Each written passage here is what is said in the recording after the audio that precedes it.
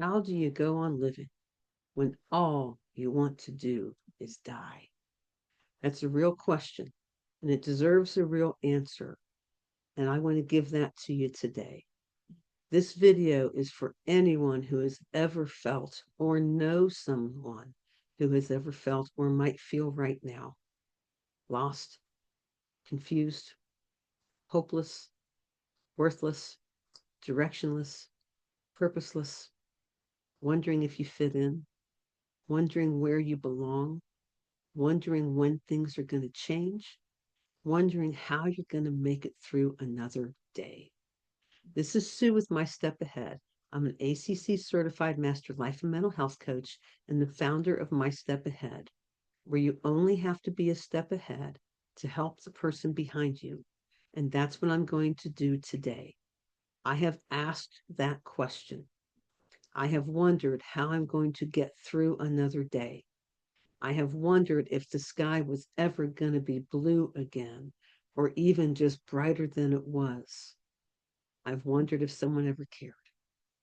I've asked the question. I have found a way to survive and make it through to the next day.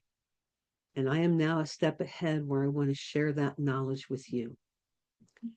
I remember the times when I have felt hopeless. There's been twice in my life where I've considered ending my life. The first time I was a junior in high school. The next time was in 1991 after mom and dad divorced. I was not doing well.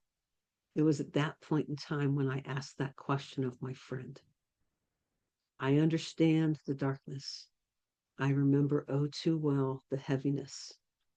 I remember the isolation, the feeling that you have to be on and you can't let anybody on to what you're thinking or feeling or experiencing. The fear of what's somebody going to think about me if I tell them? What if I'm found out? All of that leads to even more mental torment. And there were three things that I have found that got me through. And as I have helped others, they are the common things that help them through as well. When I asked that question, I was in Colorado with a friend. We were on a ski discipleship trip. It was the last day of the trip. My friend had gone through some great grief when his fiance was killed on the way to surprise him. And we had lost contact for a couple years. We reconnected right before this event. And I told him I needed to learn from something he had gone through. And we were talking in the lodge the last day before we went to the slopes. I said, Billy, how do you go on living when all you want to do is die? And he asked me what was going on, and he listened. And we talked for probably about an hour and a half. And he shared a story that I now share with you and that I also share when I speak. It's one of the things that got him through. And it's actually where the name of My Step Ahead comes in. And this whole concept about being a step ahead to help the person behind you. When Billy was grieving his fiancee, he had a friend who challenged him in the airport to watch his feet. And with each step, to tell himself, I took another step, one more step. I can make it. I've made it so far. I can do this. And he went through the airports and wherever else he was walking, and he would watch his feet and continually tell himself, I made it another step. In the course of our conversation, he shared that story and a lot of the other details with that. As we talked and as we wrapped up, his last comment to me was, That's all I know to tell you, Sue, step by step. Billy had me watch my feet on the way to the ski slopes. And my first thought was, God, it is a long journey and I am not going to make it. That was 1991. This is now September 2025. I'm still here. There have been a lot of steps in between there. Been a lot of times when I have trudged and felt like I'm slogging through the mud and the clay and the mire. But I am still here. And I want to share with you three things that helped me in my journey, which are similar things that helped Billy in his. And they are similar to anyone else who will share their story about their struggles with mental health. September is Suicide Prevention Awareness Month.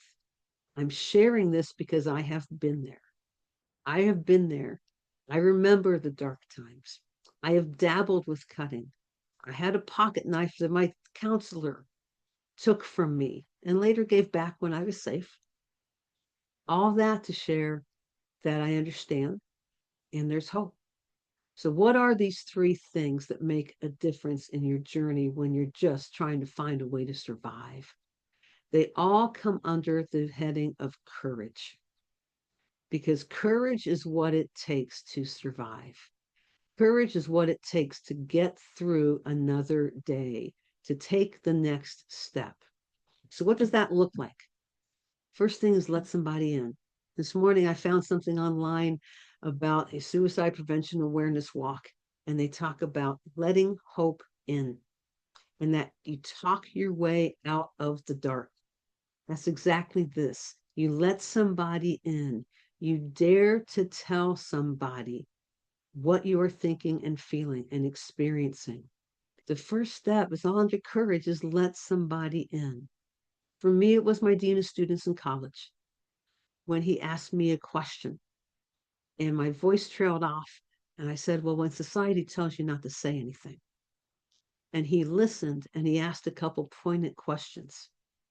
And when he asked those questions, I shared for the first time after 15 years of secrecy that I was a childhood rape survivor. That was 1982. 1991 is when I had my conversation with my friend. Things may not necessarily heal overnight. Even when I had that conversation with my friend, it took another 6 months for my heart to start to thaw. But I was still in the game because I was taking another step. The second step, the second thing under courage is to share your feelings. It is hard enough to let somebody in. And when you've done that, the next step of courage is to share your feelings. Find someone you trust, someone that where you know you won't be judged, you won't be criticized, you will be heard, you will be supported, and you will be cared for. And trust them with your feelings, with whatever it is you're experiencing now. Keeping them to yourself has gotten you where you are, and you don't want to stay there. And you're trying desperately to find a way out. This is the way out. Let somebody in, share your feelings. And the third step of courage is hold on for one more day. One more day. Anyone in the recovery community knows the power of the phrase one day at a time. That is what it takes. But hold on. And what does it take to hold on? It takes going back through those steps of courage, day by day, minute by minute, hour by hour, of letting somebody in. You might be having a good day, things seem to be okay, and something blindsides you out of the corner. And then you find yourself starting to tailspin. So you let somebody in and you tell them what you're feeling and you hold on again for one more day. Step by step means the world to me because that is what got me through. I still have a pair of painted shoes where I put step by step on it because I needed that daily, minute by minute reminder because it was all I was holding on to.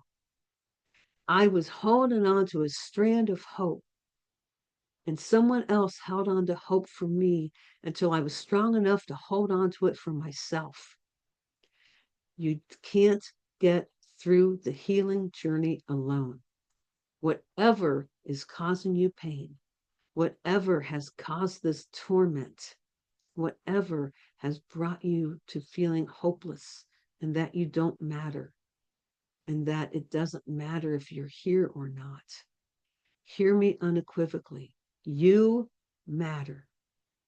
You see the words on the t-shirts and on the commercials, the hey person behind me. The world is a better place with you in it. No better words have ever been spoken. You matter. You have something to offer, and you are struggling right now. Yes. And there is hope. I am living proof that you can survive.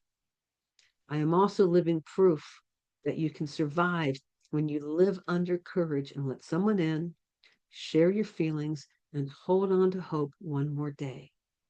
If you're not sure where to turn, reach out to me and I will be happy to help connect you with resources in your area. Be happy to listen to your story and see what I can do to best support you. You matter. You can also text 988 and there will be somebody there on the other end to listen to you and help support you. Other resources are on the screen and listed in the description of this. You matter. You have something to offer the world. You have lived experience, and you too can live my step ahead because you will have experience that you can share with somebody else while you are still reaching out for support for yourself. I do this with my counselor. I saw her this morning. I'm still reaching back for support while I'm reaching forward to help you. And together we have a human chain of support. You have lived experience. That means you have something to offer someone else who is behind you in their journey and might just be starting down the road of something you've gone through. And in that, you are able to be hope for somebody else while you still reach out for hope for yourself. And that is how you hold on for one more day. You matter. I understand what it's like. And I'm here to say that lighthouse behind me is still shining for you too.